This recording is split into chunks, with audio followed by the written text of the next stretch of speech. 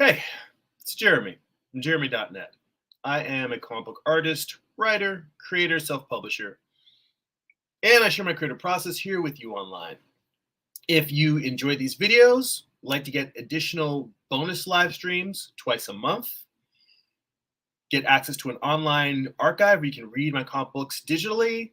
If you would like to get access to a Patreon exclusive Discord server where we share tips, tricks, feedback, art process, share works in progress, and more, you can become a Patreon subscriber for as little as $2 a month.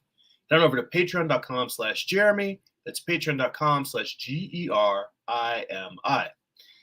If you would like to get a free digital sketchbook, work in progress, animated GIFs delivered right to your inbox, blog posts about what I'm reading, what I'm watching, what's inspiring me creatively, you can head on over to newsletter.jeremy.net and sign up for my free monthly newsletter.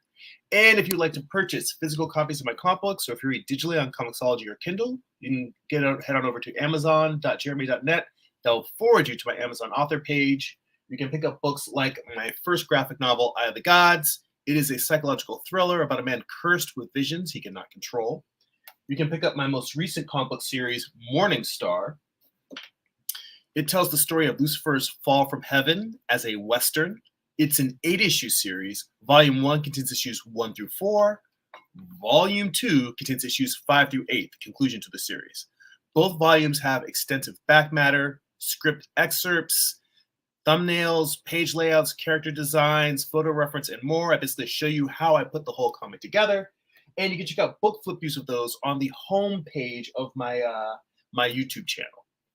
So, with that said, I see folks already rolling in. I see Byron there. He says, "Hey, people." Omar says, "I'm 31. I'm too old. May I show you art?"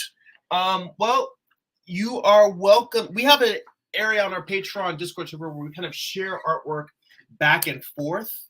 In terms of just sharing your art with me, if you have like a place where you like a DeviantArt or a Tumblr or a link where you have your artwork, you can go to my homepage, jeremy.net. There's an email box in there. You can just click on that and send me a link and I can take a look. Now, in terms of feeling like you are too old, my first question is, too old for what? There's no age limit. There's no age limit for starting, and there's no maximum or minimum for making art. If you are driven to make art, you should make art. I am older than you. I am 46, and I am fortunate that I have a creative job to make my living, but I still don't make a living from my actual, my comic books and the artwork that I sell. That I don't make a full-time living from. It is a work of passion. I make stuff for sale because the more money I make from it, the more time I can put towards doing it, but it is still not my full-time income. So I'm older than you and I'm still not doing it full-time. That's okay. And honestly, I always tell people the most important thing about making artwork is that you find it emotionally gratifying. That is the number one reason to do it, because having people fall in love with your work, having fans, making money from it, none of that is guaranteed. There's no promise that if you do everything right, you're still going to get those rewards. So the only reward that you can really count on is that the act of doing it is gratifying. And that is the number one reason to make art. Omar says, I have a Facebook. Yeah, by all means, head on over to jeremy.net, and that's GERIMI, and just shoot me a link. Or Instagram's the best. Yes, just shoot me an Instagram link. Or yeah, you can tag me on Instagram and I'll check it out. But yes, please, I'm happy to take a look. I always tell everyone, and the other thing to remember is that none of us are happy where we are artistically. For the most part, most of us want to be better. There's always going to be artists that are better and higher up than we are, but there's also always going to be artists who maybe aren't as experienced and are going to say, oh, wow, you're better than I am. I wish I could do what you're doing. That is normal. That is natural. I think comparing yourself to other artists can be useful for encouragement, to have an artist show you what's possible beyond what you're capable of.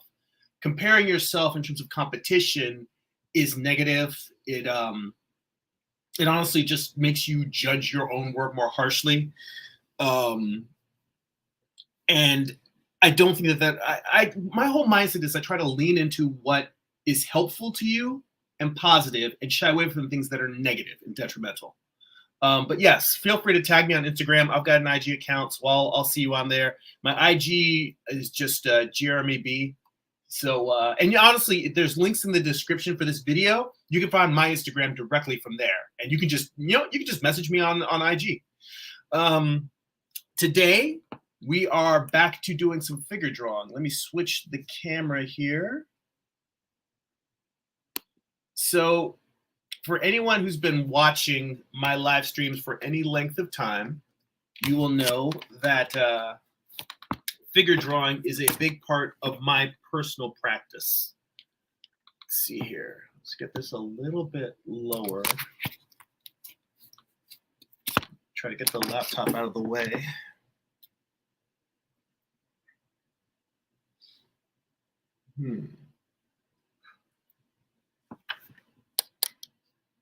I'm still sort of futzing with this because I had this set up on my desk in a different way, and I have gotten a new drawing table since the last time I did a live stream where I was figure drawing. So my setup is different, the angles are different, and I am still tweaking this. So I humbly ask for your patience while I get this sort of fine-tuned and set up.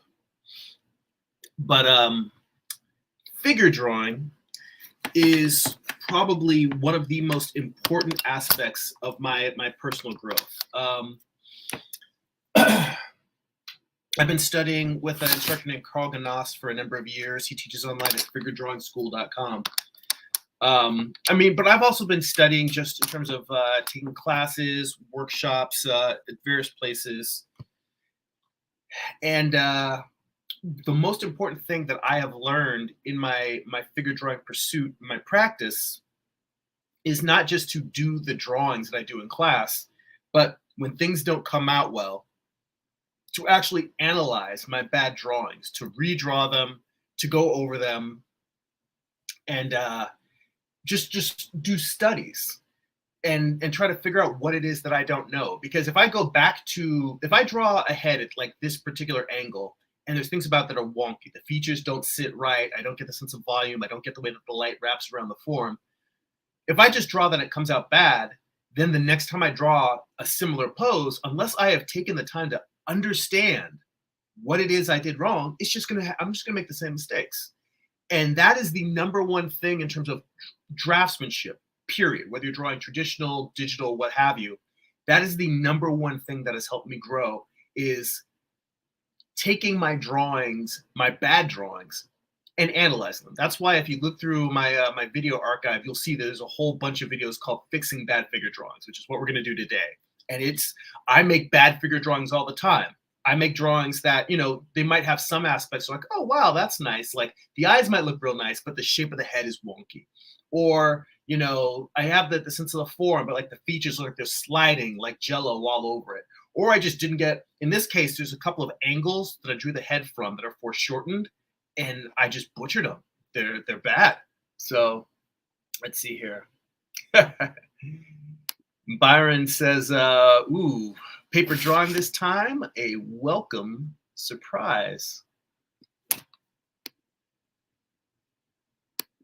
Yeah, this is a little bit awkward because my drawing board isn't kind of hiding the keyboard here. I am going to have to work on figuring out exactly where the best place to put my camera is for this setup. But I will say that, I do want to get back to doing more traditional media. The digital is extremely helpful. It's useful. I think that traditional media, I obviously do a lot of digital work. But what I say about traditional is that I think that it's the best medium for studying. Our eye-hand coordination is the best, I think, with traditional media. And with digital, there's certain places where we're like, wait, I can't quite get my hand to do what I want it to do. And it's challenging. So working traditionally like this is always a good, useful, helpful thing. So there were a couple of poses, specifically this one up here with her looking down and this one looking up. And these were 5-minute poses. And on both of them, I was just trying to get the basic structure of the skull. And I got more features done with the one on the left. But for both of these, they're really just out of proportion. They don't have a solid sense of structure in the sense that, let me just start a new sheet here.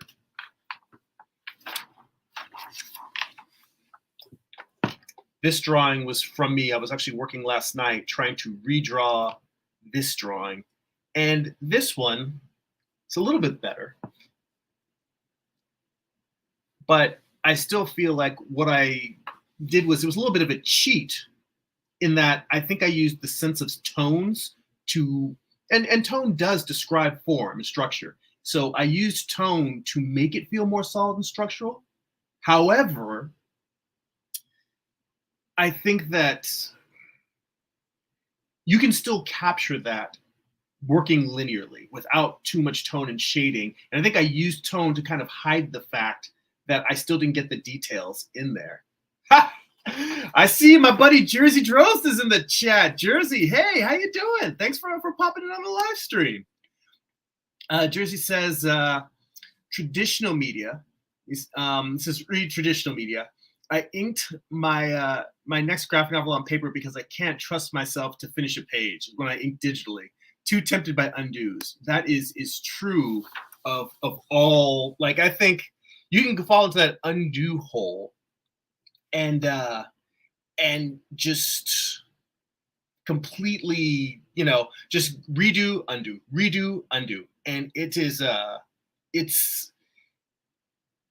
I don't find it frustrating because I guess I have OCD and I have that thing where I really do enjoy reworking until I get it quite right. But it can add more time than it would if you just had to make a thing traditional, try to fix it, and hope that it comes through okay. By the way, Jersey is an amazing cartoonist and cartooning and comics educator. If you can, throw his name on there again, definitely go Google Jersey. I believe you're still doing Lead Into Art, right? He's got a great educational podcast where they examine the craft and art of visual storytelling. He has a great Patreon of which I am a subscriber, where he's showing works in progress on his new comic, Baron Von Bear, and I am really looking forward to that. It's a great, fun, all ages supernatural adventure mystery comic. Anyway, and also one of the nicest human beings I've ever met. I think you probably win the crown for nice.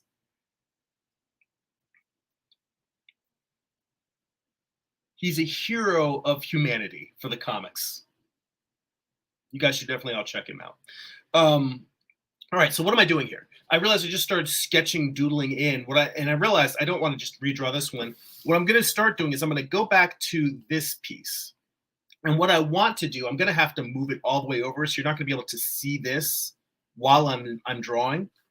But what I want to do is take my old buddy Mr. Skull here and put Mr. Skull in kind of a similar position, and then try to just work out the basic structure of the drawing from the skull. Because really that's what's going on underneath. And that's the thing, this skull angle that if I can't get that basic structure down, then none of the features are going to work, because the features need something solid to anchor on. This needs to be in proportion. The cheekbones need to line up. The eyebrows need to line up. The jaw needs to, the mouth needs to wrap around the skull. And these are all those understructures that I think are wonky in the drawing that I made. So, okay. Take this and try and get it at an angle that's pretty similar. And this may royally bite me in the ass. We'll see. But I'm going to take my, got a little silly putty I keep on my desk. And I'm going to try and use that and try to stick this to the drawing board while I'm drawing.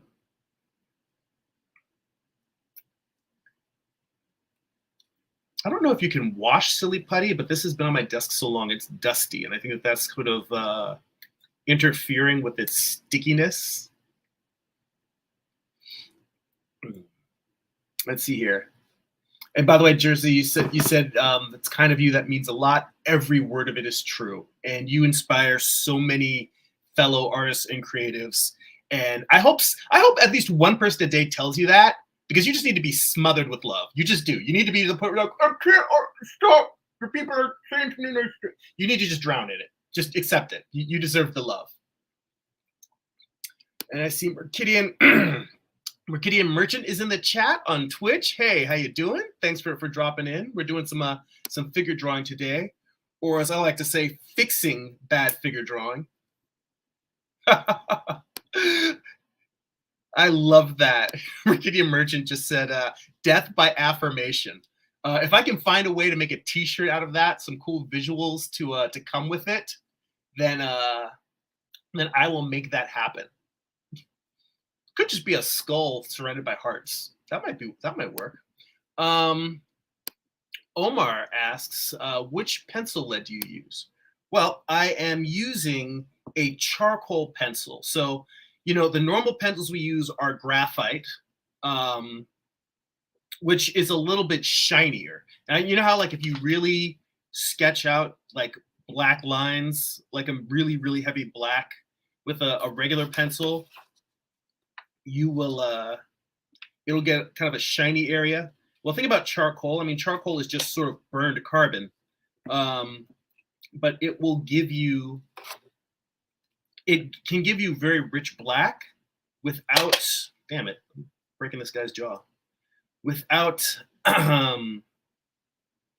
without giving you that shininess. It's a little bit more of a painterly feeling tool. And let me see, I've got a whole bunch of them here. I like to use General's charcoal pencils, and I am currently working with a 2B.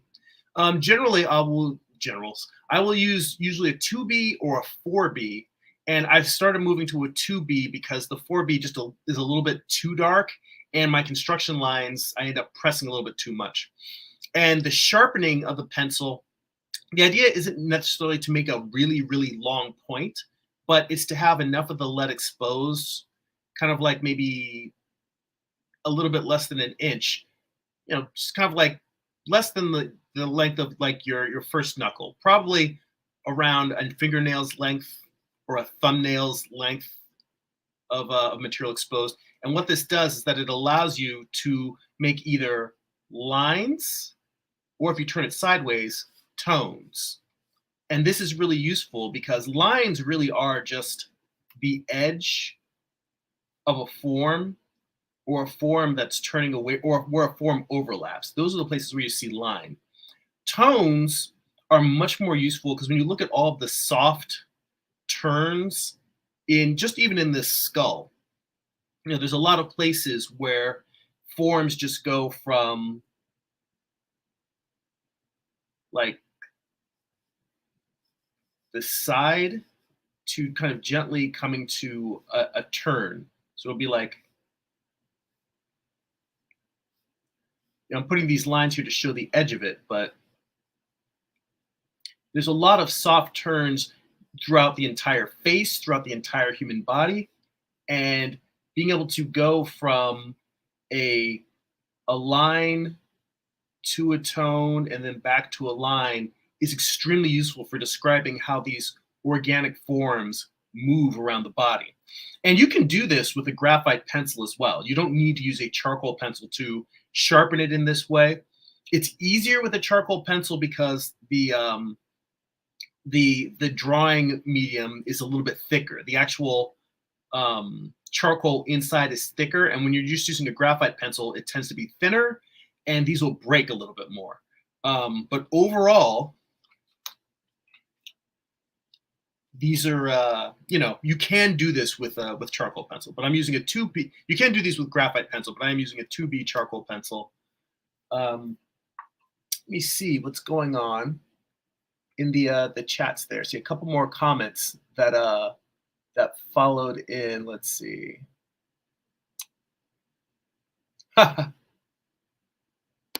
Mercidian Merchants is Agent Charcoal starring in Altered Carbon. Agent Carbon in Exposed Lead. That sounds like that might be a little bit of a Cinemax series right there. And let's see here. A little bit of spam. Let's just hide that. Yeah, I see a bot in here, and I don't. That is the problem with doing multi-platform streaming, is that the normal thing where I would just ban a bot is kind of hard to do on this thing. All right, well, we'll just have to ignore them. Let's see here. And thank you, Jersey. He says, I love the structure in your drawings. Everything you draw is so solid. I appreciate that. The solidity is me leaning into my weaknesses.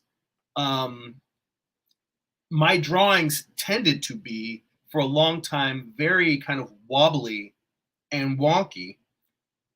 And I started leaning into trying to create a set, making them feel more solid because of that. The way that I have approached a lot of challenges in my art life and in life in general is whatever the thing is that's giving me trouble, I just say, all right, I'm going to do nothing but that, which may not be the healthiest way. It's a little bit of a neurotic way to dive in.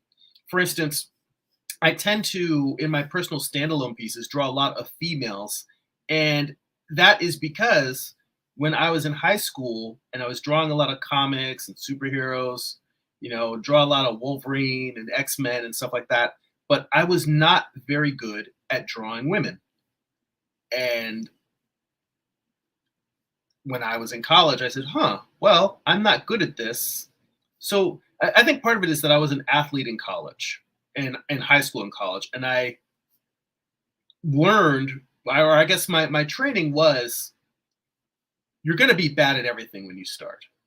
The only way to get good at something is to go hard at it and live with the discomfort of being bad.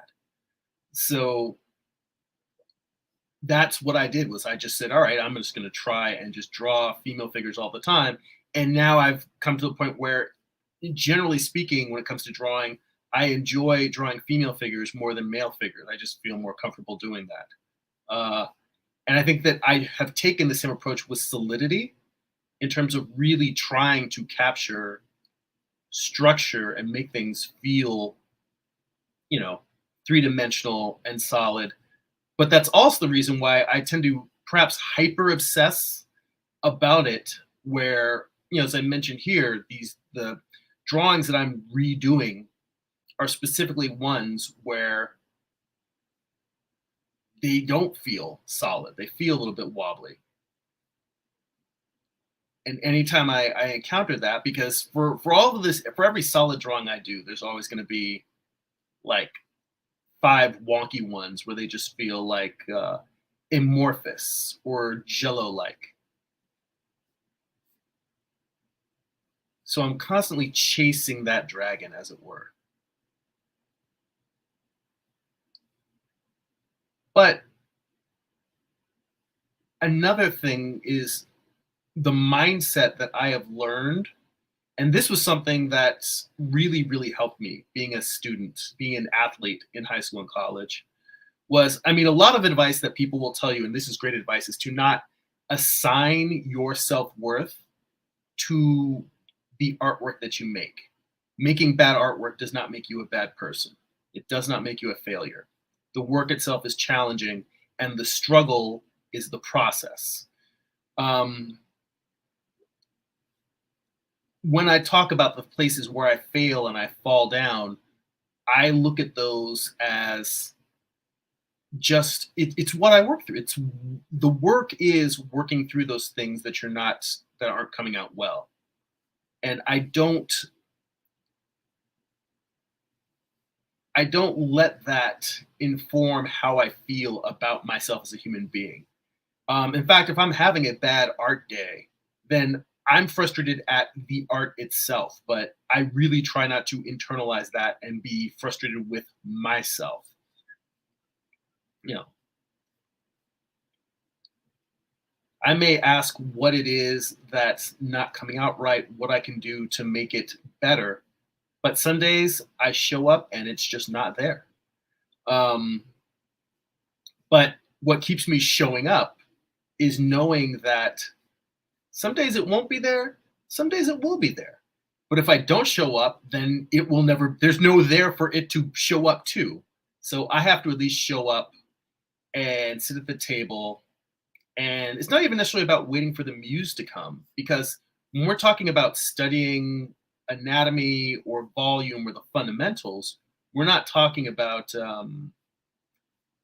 coming up with an idea for the next comic book or having a page you don't like. I'm just talking about objectively understanding volume and structure and anatomy. Um, in that case, it's more of just some days your performance is going to be better than others, and the only control you have over it is continuing to show up, and that hopefully the days that are off will be fewer and fewer because you've built up that muscle, but you still don't have absolute control over it as much as you would love to.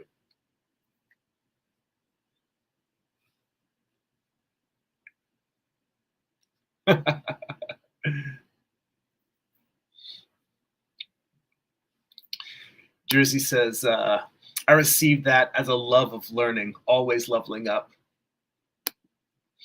He also says that temptation to identify with the work so strong for many of us is so strong for many of us, especially as we make our early strides. It's a tough thing to disentangle.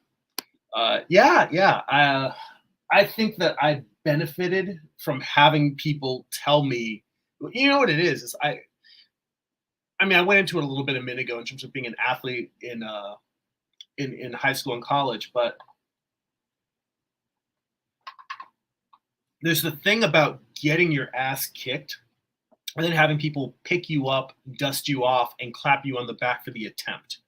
That was the thing that I took away from being an athlete that really helped. For instance, as a freshman, I ran varsity track and field. So ran varsity all 4 years, which, you know, I try not to live in that space of talking about being an athlete because I don't want to be like Al Bundy, where I'm constantly reliving my high school football years. But I recognize, especially from being in contact with friends who I knew back in high school, that, playing a varsity sport as a freshman was kind of a big deal. But the experience I had, and I was just talking with a friend about this recently, was that as a freshman, if I'm competing against people that are juniors and seniors, I was getting my ass kicked regularly. Regularly. Um, a lot of times I'd be coming in third place, fourth place, fifth place.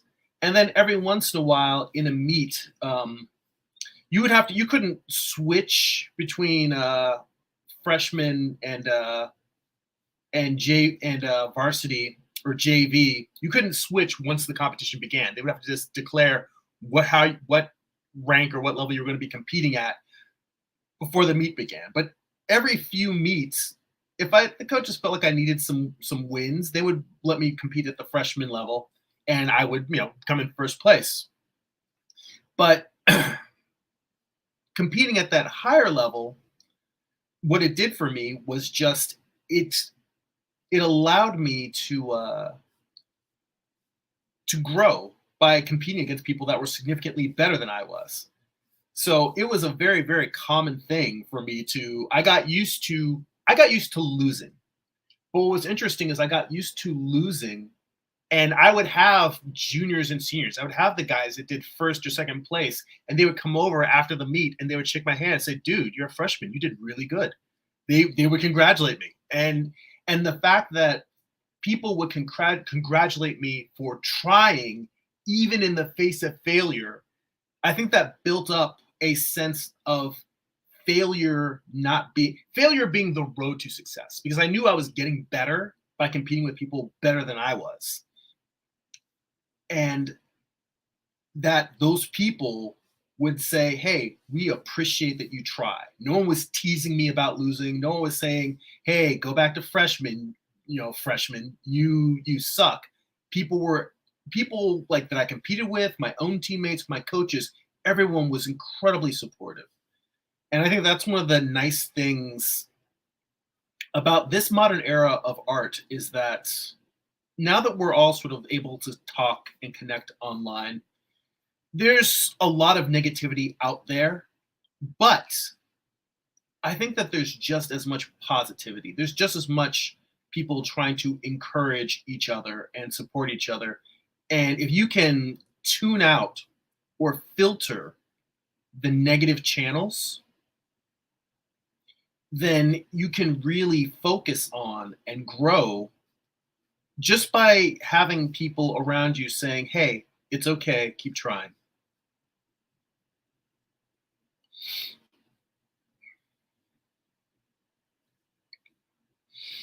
Let's see here. And Jersey says, "That's a great perspective framing. One I think might not be obvious to kids who identify as artists early on and not try sports." Which, that's funny. I had a weird experience as a kid because I was a jock and I was an artsy kid and I was a nerd. I kind of like drifted in and out of a lot of different social scenes or cliques, as it were. And I felt like I was lucky in terms of that I had friends in a lot of different social groups, but I never really, I was welcome everywhere and at home nowhere, if that makes sense. I was kind of like a high school Ronin in that sense. Like, which is funny. Just finished reading the large phone book volumes of Usagi Yojimbo. I just finished reading volume 2, and I've always respected Stan Sakai's work, but I'd never really sat down and read it. Mostly, I just knew Usagi from the Ninja Turtles. But I sat down and read it, and they were fantastic, and they inspired so much. Like, I think a lot of what I read there is going to help me with the next comic I'm working on. Let's see here. And I see Hyper Yami in the chat. It says, "Jeremy, what's up?" Hey, Hyper Yami. We're doing some figure drawing here, going over some work from a recent figure drawing class that needs a little bit of repair. Let's see here. And Jersey says, "Let's hear it for being a complex person who lives with a whole heart." Yes, cheers to. Let's say full cheers for that. Being a full human being with a rich, complex variety of interests, which is weird. This is actually something I was talking with my wife about lately. I think that the whole thing, we all know that workaholism is not great, and people talk a lot about trying to find work-life balance. And something I've been asking other creatives online is, what does work-life balance look like when the thing that makes you feel the best is the work? Like, I know that I am very much in that camp of people who are very susceptible to being a workaholic, because doing what I'm doing right now, this is my happy place. This is what reduces anxiety. This is what brings me peace. But I also realize that can be detrimental to my interpersonal relationships in terms of like spending too much time doing that and not doing other activities. Um, when I do force myself to take a break and do things like going for walks, like my wife and I'll try and go for a walk whenever the weather's good. You know, in LA, it's either too hot or we're having rain. You know, most of the time, actually, most of the time in LA, the weather is great, and we actually do go for walks. Like, you know, if not daily, any day that we both are home and can fit in our schedule, we'll go for walks together. Most of the time, it actually is really nice. It's weird right now, so we're having all these rainstorms in Southern California, but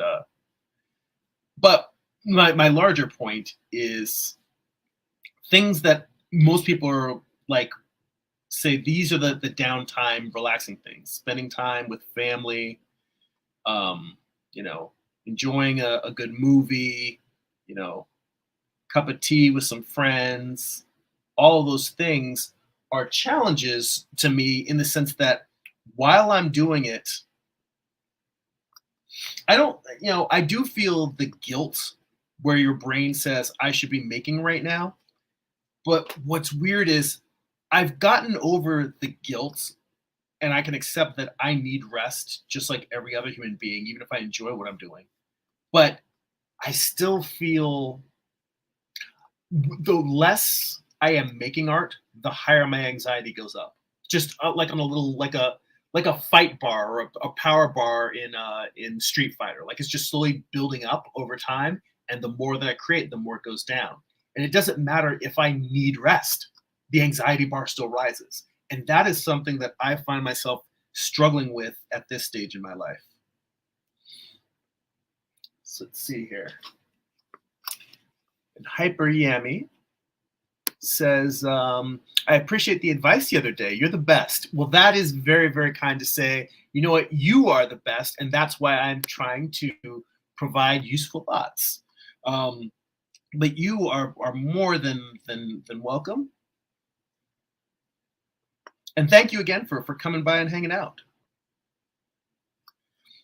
By the way, what I'm doing right now is it's sort of weird because I still haven't figured out, you know, my camera placement yet. But this skull, I'm now taking.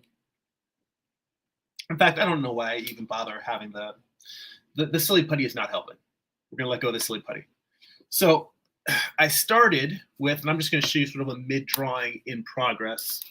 This would have been better if these drawings were side by side, but so I started by taking this angle of this figure, which I wasn't happy with, and just drawing the skull in that pose. And now I'll move from here to here, and it definitely feels much more solid. You know, it feels like what I aim for my drawings to look like and feel like, to feel structural. And now what I'm doing is based on that skull. I'm sort of like, I erased the empty cavity for the nose. We can draw the nose in there. I put lips around the skull. Like I put sort of just the shape of the skull and a simple line. I didn't draw all the little skull teeth in there, so I'm not going to need to erase all of that.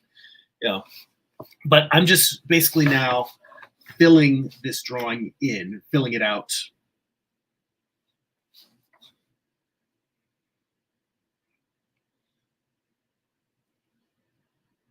This would be one of those situations where having multiple cameras would be beneficial. So I'm gonna have one camera on the little drawing that I am recreating or doing repairs on, as it were. In fact, it would be nice to have the skull on the screen, this drawing that I'm drawing now, and the original drawing, so you can compare all of the changes that I'm making. In fact, I'm going to draw a little diagram on the side real quick to kind of give you a sense of what I'm doing. So let's say you've got, my favorite primitive form, the box. Let's say that you've got a box. It's like this. But I'm going to intentionally tweak this bottom corner here. In fact, let's tweak this out this way. So if the front is a little bit skewed too. So what I'm doing is I'm trying to fix these lines and get the box itself into proportion, which it wasn't originally. Then on top of that, let's say that in this box, the nose should be coming like the base of it, where it attaches to the right before the brow, and then the tip of the nose, the base of the nose, all these shapes, like this just triangle wedge that I'm drawing, this should be parallel to that brow line and the edges of the skull. All these shapes should be parallel, but instead I've got a nose that's pointing down sort of the wrong way. So sort of pointing to the side. The tip isn't parallel. The mouth, instead of resting on a slight sphere and wrapping around, the mouth is turned sideways and going off to the side.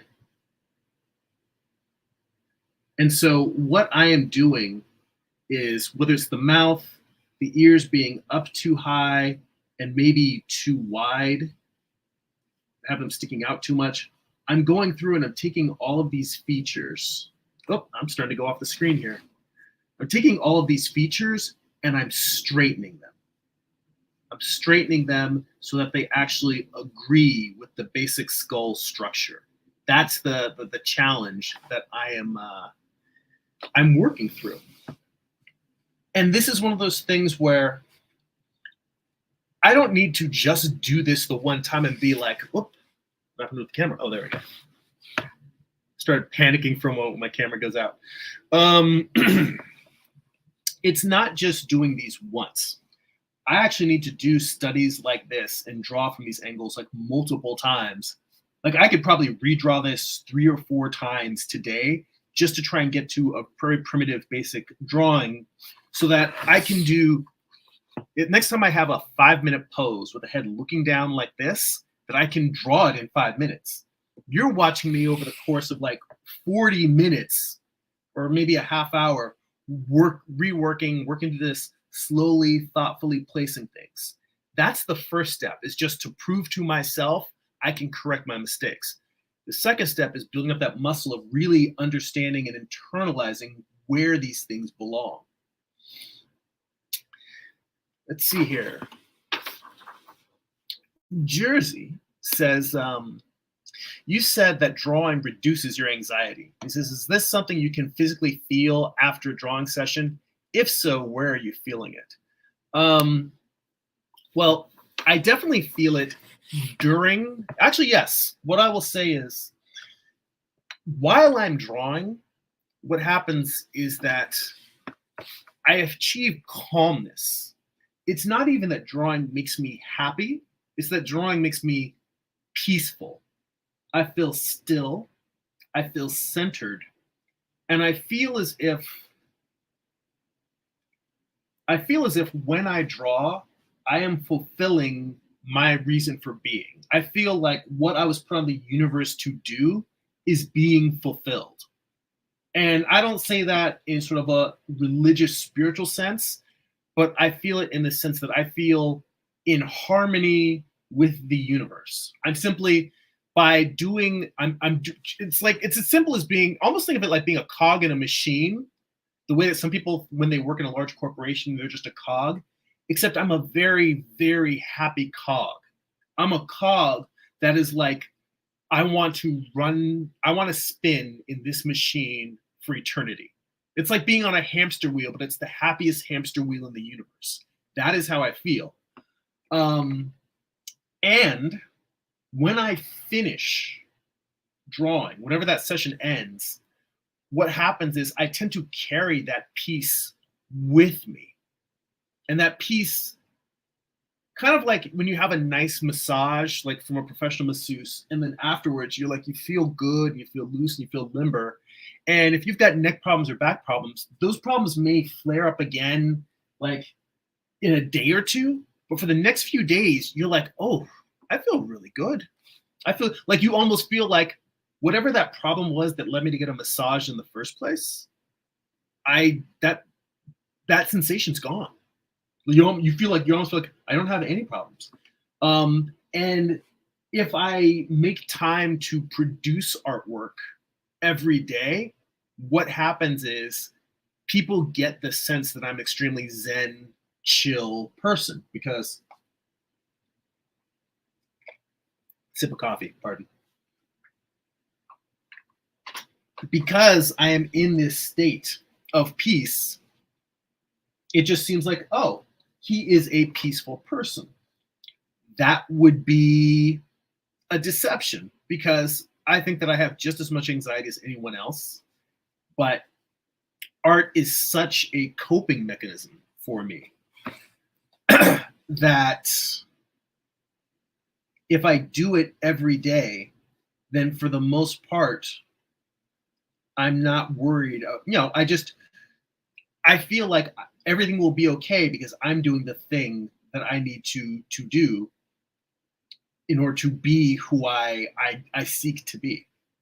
Um, and I think the challenge again comes back to the fact that I sometimes over prioritize beyond what is healthy. I prioritize.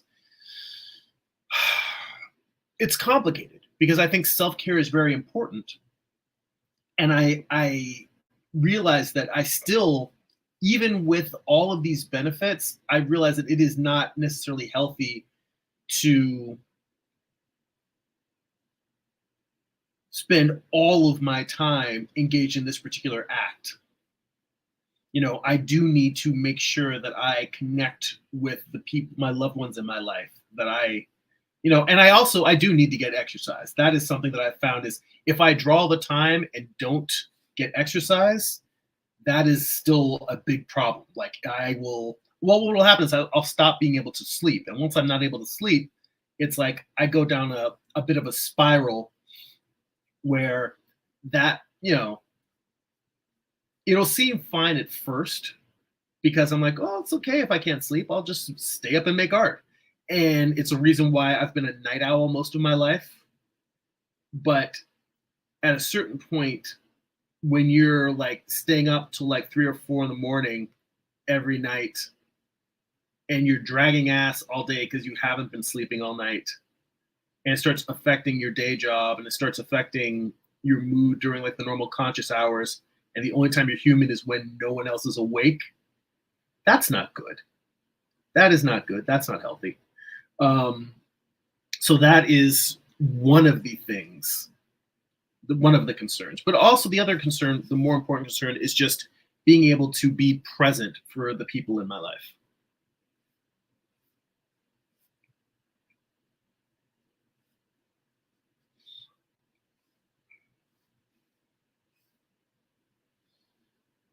Let's see here. Johnny Fitz in the chat. Hey, good. Oh, you've got the sad emoji. I was hoping that 2023 would start off in a more helpful or peaceful place for you. I know that you did say that you were going to step back from artwork for a little while. I mean, in a way, you kind of tie into what I've been talking about because for me, not making art causes anxiety, and I know that with you, some of the struggles you've had have had you dealing with anxiety, whether about your own work or about dealing with others. And I always tell people you have to lean into what is healthy for you. I mean, I hope that you're finding a place, or at least getting to a place where, whether you're making art or not, you're prioritizing your own personal health.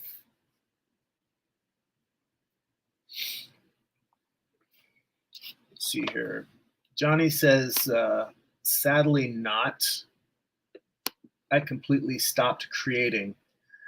Well, I mean, I'm sorry to hear that, but I think that if the act of making art if it has been unhealthy for you and causing you anxiety and emotional distress, I always say, if you need to step back, step back. And there's no shame in stepping away from this, whether it's for a few weeks, a few months, a few years. Um, and there's definitely people who love art and can have art in their lives without being somebody who makes art.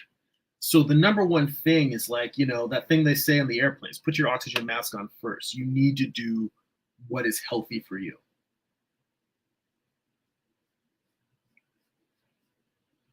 Now, here's something we did discuss. Did you discuss actually looking into some of those resources that I had messaged you in terms of like for self-care? Because I know I myself am going to start seeing somebody soon for some issues that I'm working through. And I definitely think that's something a lot of creatives can and should take advantage of, because what goes on in our head is wonky. There's a lot to deal with.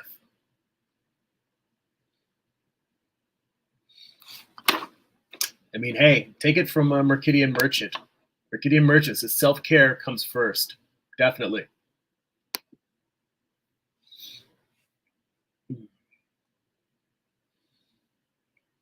Let's see here.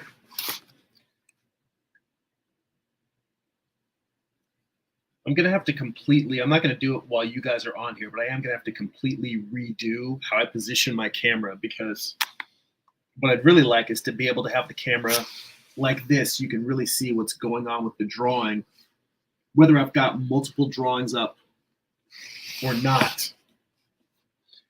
Because there's little details in here, like I'm going in and I actually need to get rid of or push back. I need to soften these cheekbones, because as much as I very clearly described them with when I was drawing the skull, what they need now is the softening of the flesh going over them.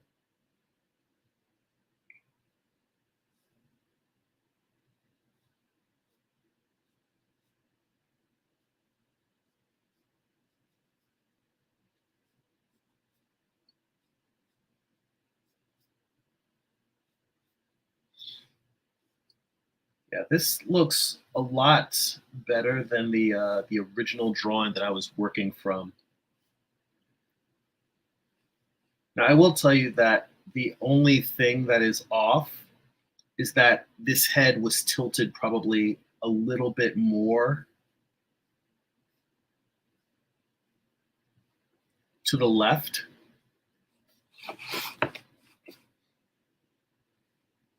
I really have to work on getting this camera set up so that it is positioned right over the mid center of the board.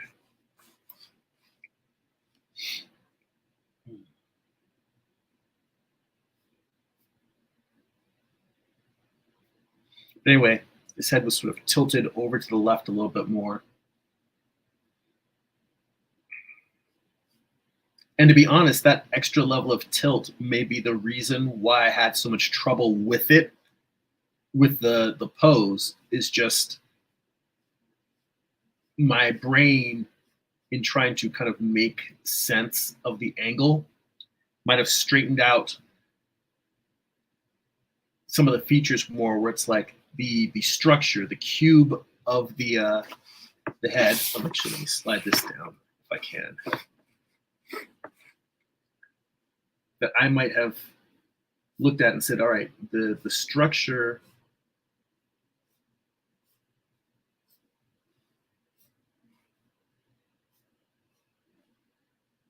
do that. The cube might have been structured like this, and I might have been trying to place the features slightly more upright and slightly more foreshortened, where we're seeing more of the top of the skull. Like if this is the front plane versus this being the front plane. And I think that the incongruency between these two cubes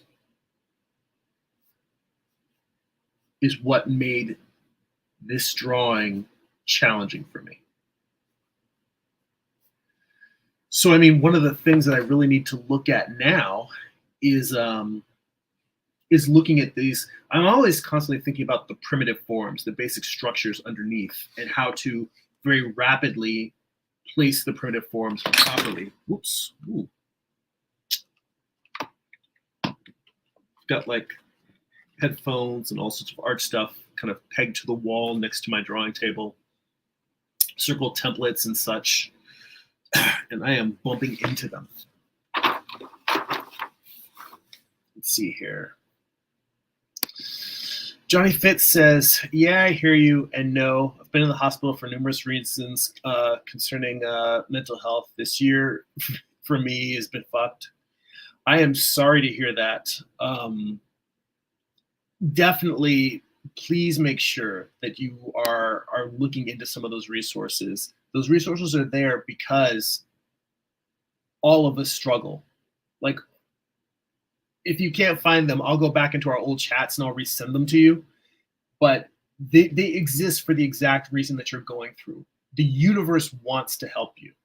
And the universe wants to reach out a hand and help you get through these things. That's what they're there for.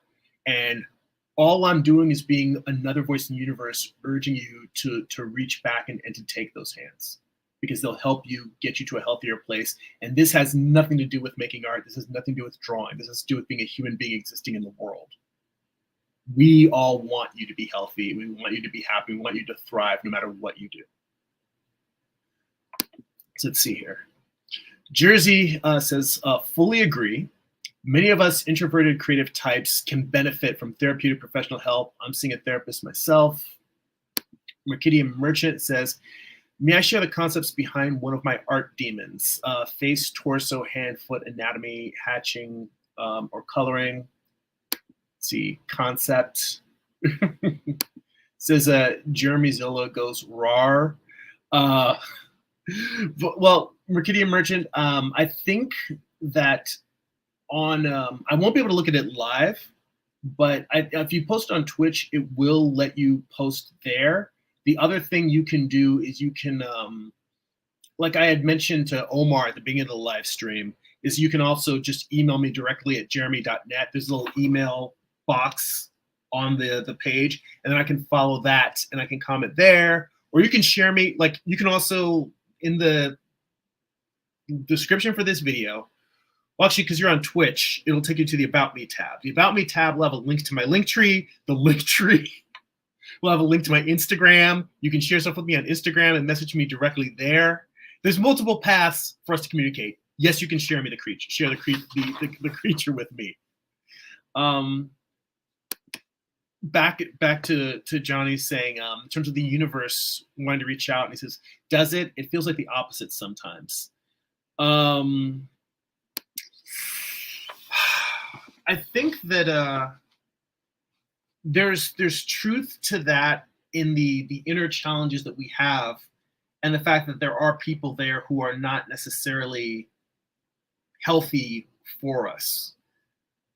But what I believe is that while there may be countervailing or contradictory forces in the universe, and there may be barriers that we feel like we are butting up against, and those barriers are people, those barriers are financial, those barriers are time that we have available to reach out and have the resources, that those things, when we are in a struggling or a difficult place, we see more of those struggling things. But I do believe that in the overall whole, the balance leans towards wanting us to thrive versus wanting us to be run over and crushed by the universe. And I think that maybe in the place where you're at right now, you're surrounded by more of those negative voices. And I think that reaching out for that help can help you consistently get to a place where you can not only see and hear the positive voices, but help you have the perspective to manage the negative ones.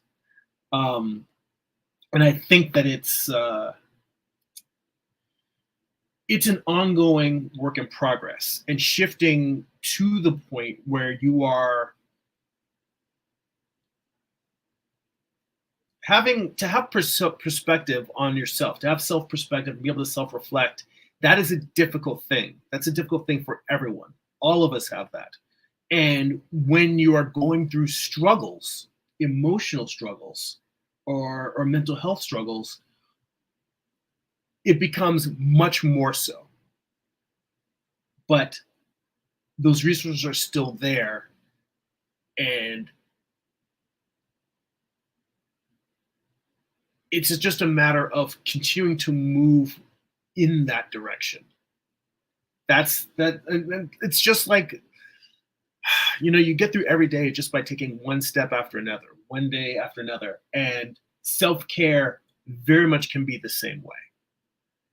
And that's what I try to encourage you to, is just to continue making those steps. Let's see here. Johnny says, yeah, I understand. Thanks. Yeah, we're here for you. We're encouraging you. And like I said, the main thing is moving towards those resources, engaging with those. I mean, I don't want to make it the art thing trivial, but the fact that I'm talking about mistakes that I keep making and that I am struggling to fix, and mistakes that if I don't learn how to fix them, I'm going to keep making them over and over again. Self-care is a lot of the same way. It's about going from being able to overcome one obstacle to learning how to, or being taught the coping mechanisms to deal with obstacles on a regular basis, so that when you fail, it's going to be okay that you fail, and that you will have the tools to be able to get back up again and try again. The same things that we're talking about here with art, those really are skills that we need in life. And sometimes it's not fair, but sometimes those things do come easier to some people than others. But it's worth it to persevere to develop those skills. And that's where having those resources come in handy. They're showing you where it seems like there's no path forward and there's no road, there's just emptiness. It's like you're in a room in the dark. You're in a forest in the dark with no lights. And it seems like because there's no light, there's no path, and you're just trapped in the darkness and being stuck by branches. But there's people that can show you. They've got a lantern, and they're going to show you, look, there's a path here. In fact, there's multiple paths here. You just don't have any light to see those paths. And they're going to teach you how to find a lantern when you're in the dark place. Because there's always going to be places where the wind is going to come up and blow the light out, and you're going to be in darkness again. And sometimes there's going to be someone there to shine a light for you, and sometimes you're going to be there and you have to build your own fire and make a torch, and you have to cobble together your own tools. But that's sort of what healthcare is showing us how to build a torch to get through the darkness.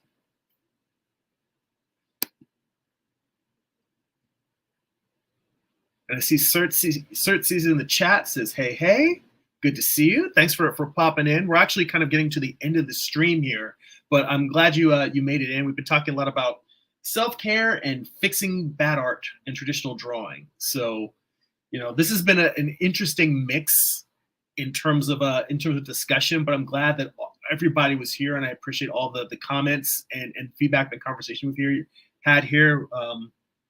We always have great comments, but I think that the one we had here today was very, very important. And I think for all of us, making sure that we are emotionally healthy enough that we can continue to produce work, it's a big deal. Especially in the past few years, we've seen how much it can pull us in different directions. Mercidian Merchant says, okay, I whispered my personal fave. RIP formatting though. Well, we'll figure that out, regardless of whether it's on the email or on Instagram. We'll get back then. I'll definitely take a look at that. Let's see here. Seretse says, I tend to rely on the mistakes now, as in, how do I know where the good line is without knowing where the knowing the bad line. If I draw a bad line, then I automatically know where the good line is. This approach has given me more fun time drawing. I'm not worried about making mistakes. There are no mistakes. That is a very great approach, I think, to growing. Like, I mean, I'll tell you the whole point of this and where I started. I know you're just catching up here now, but the way this started was there was a particular drawing. I'm pulling this back over to the screen now. There's a particular drawing that I did during a figure drawing class, a 5-minute pose that I really was unhappy with and felt was wonky. And sometimes I will redraw on the actual drawing and keep trying to fix it. In this case, I went over and just redrew it using a skull for reference and just trying to come back and just put structure in there where there was none. And this really helped me work through exactly what you're saying. It's okay to do. I will save a lot of my bad drawings from class. And I do what we're doing here, the fixing bad figure drawings. This is a regular practice for me. And I usually do it after every week of class. I'll pick like, an hour or two a day where I just sit and go through the drawings that didn't work and study them, redraw, rework, and try to understand what was going wrong so I can make better work. So yes, very much. I often say that the bad drawings teach me. Like you said, there are no bad lines, but they teach me. They are the biggest teacher. Mercidian Merchant says they're only happy little accidents. And Jersey says, what a nice way to put it, using the wrong lines to find the right ones. Yeah, we're all on the same page on that one, guys. Yes, the turning what is perceived as a negative into a positive. It's just showing us. It's leading us. In fact, the bad drawings, those can be the path in the darkness. Those can be the light to show us our way towards making work that that is more of what we want to express.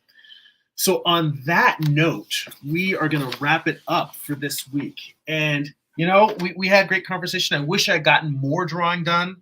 I have more bad drawings to come in and fix. So who knows? We might get back to this next week. We may come back and do even more of these fixing bad figure drawing because it's been so long. All right, I got to figure out what to do with this thing. It's been so long since I've gotten into this habit of doing that on the live stream that I'm missing it, and I think it's fulfilling for everybody. Let's see here. Seretse says, yep. Jersey says, thank you for your thoughtful response to our chat. Well, thank you for popping in. It's always a pleasure to talk to you, man. You're one of my favorite people.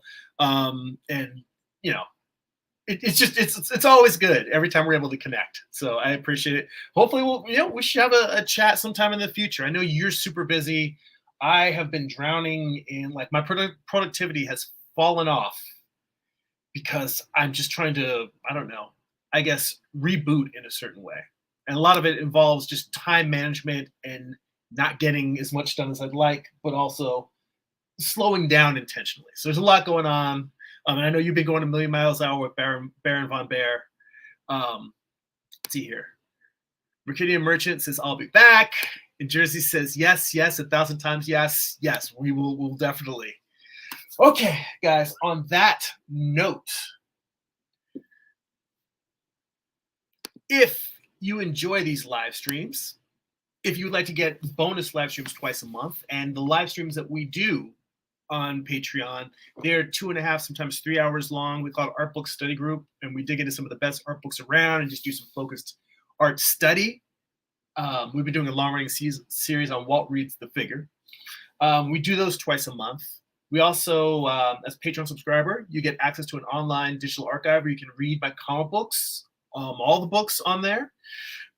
We have a Patreon exclusive Discord server where we share works in progress.